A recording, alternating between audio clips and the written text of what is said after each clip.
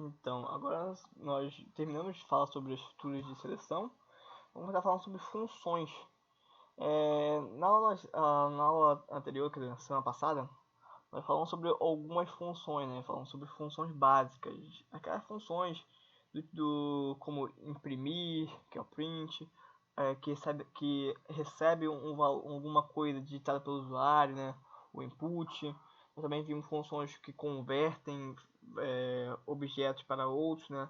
A gente tinha um objeto do tipo float, podia converter para int usando a função int, podia converter para str usando a função str.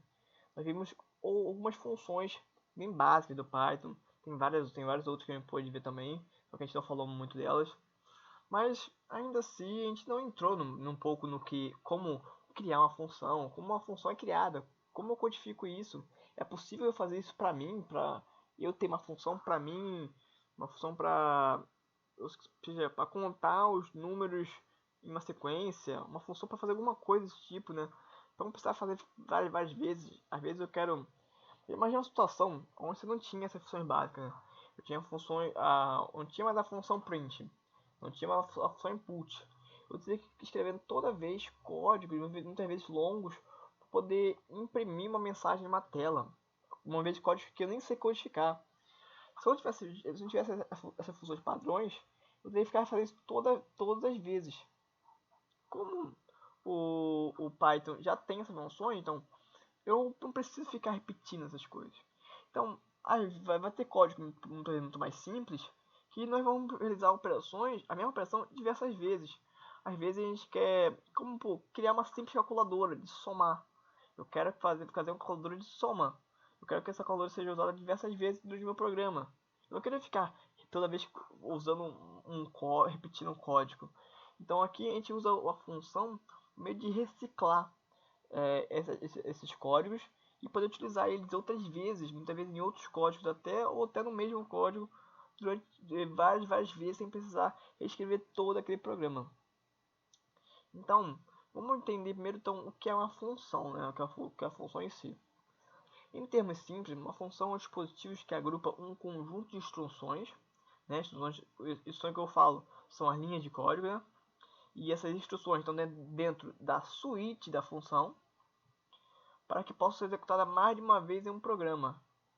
Um procedimento empacotado chamado pelo nome. Então, um conjunto de funções, um conjunto de ações, né, de instruções, que, que eu posso chamar através de um nome para realizar a operação que eu quero.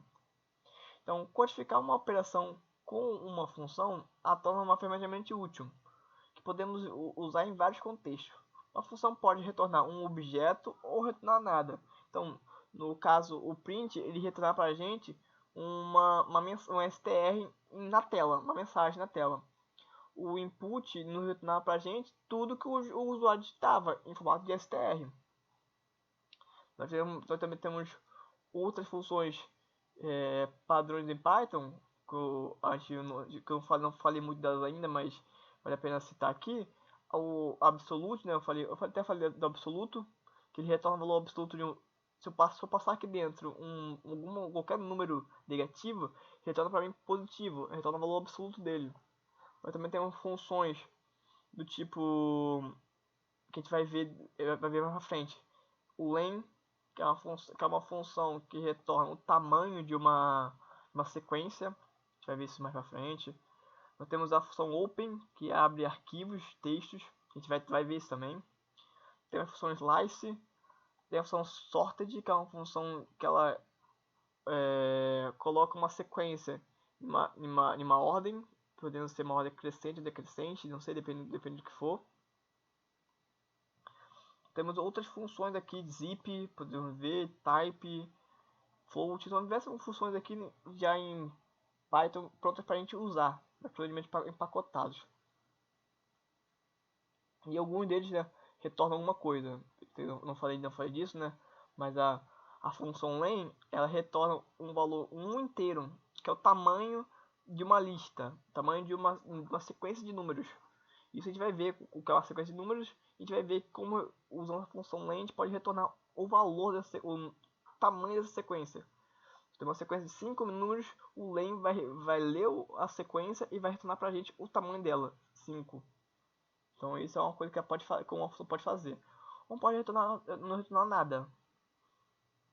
Aqui poucas são assim, mas a gente vai ver algumas que não retornam nada pra gente. Então, uma função, então vamos ver basicamente como nós adicionamos uma nova função, né? Como criamos uma função. Então, de novo aqui, uma função, elas maximizam a utilização de código, minimizando a redundância, né? Eu não escrevo a mesma coisa diversas vezes no código.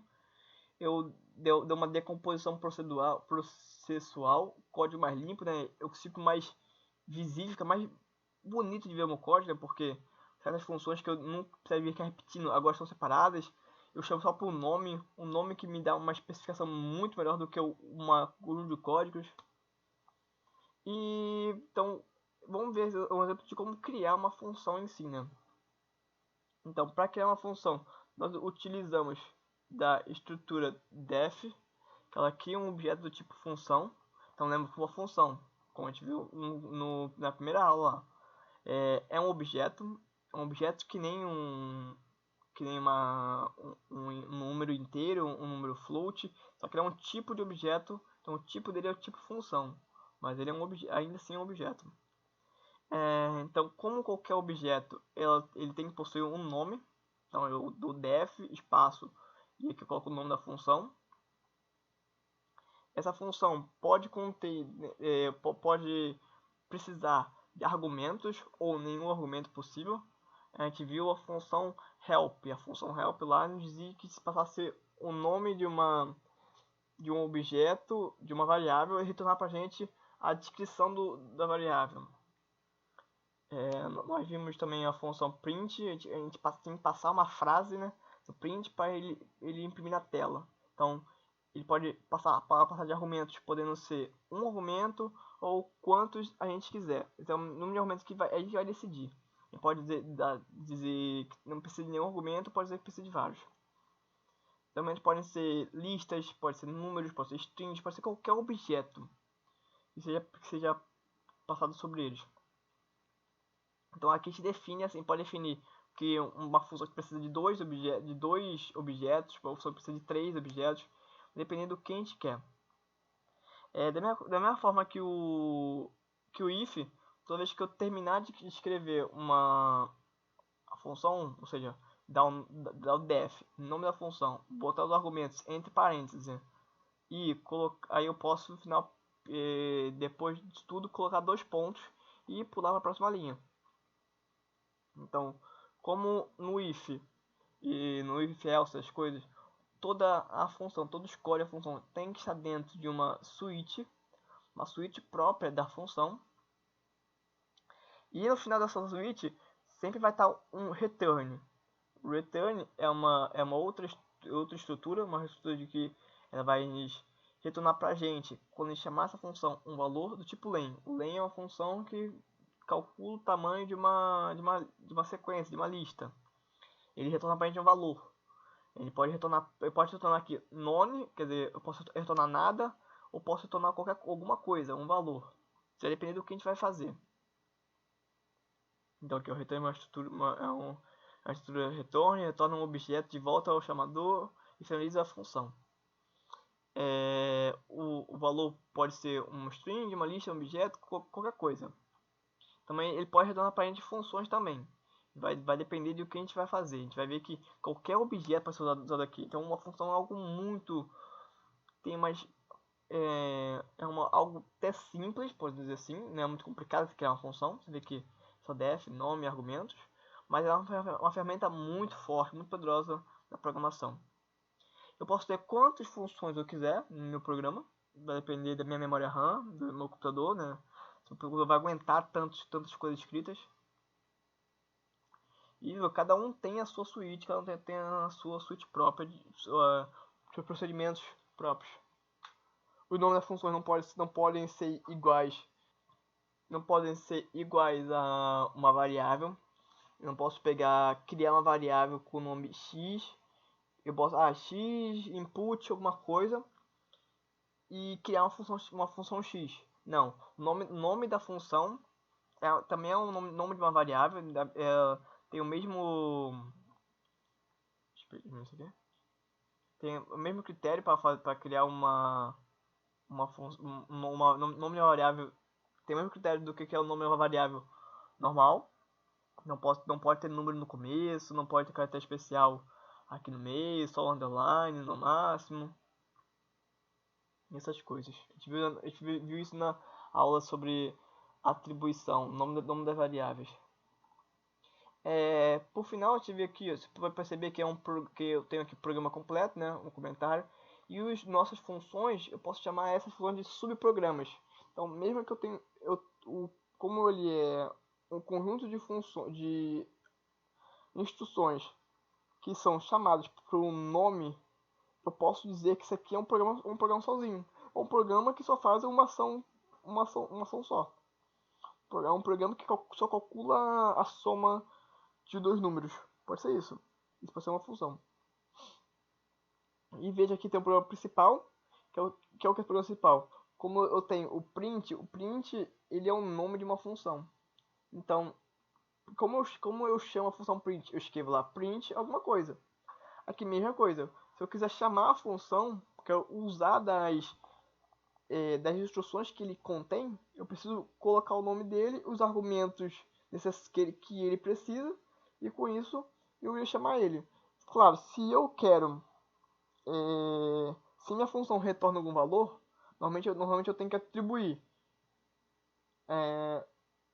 esse chamador, no caso, né, esse nome de função 1, os argumentos, a alguma variável, porque eu vou retornar para mim um valor, né, como eu retorno valores, né, eu tenho que atribuir esse valor a uma variável para poder armazenar, senão eu vou perder esse retorno.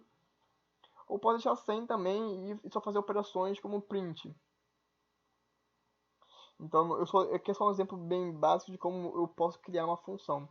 Sempre eu preciso no mínimo de uma estrutura de definição, um return, pode retornar valor ou pode retornar nada. Tenho que ter uma suíte também dentro dele e tem que ter argumentos. Esses são elementos básicos para você ter uma função.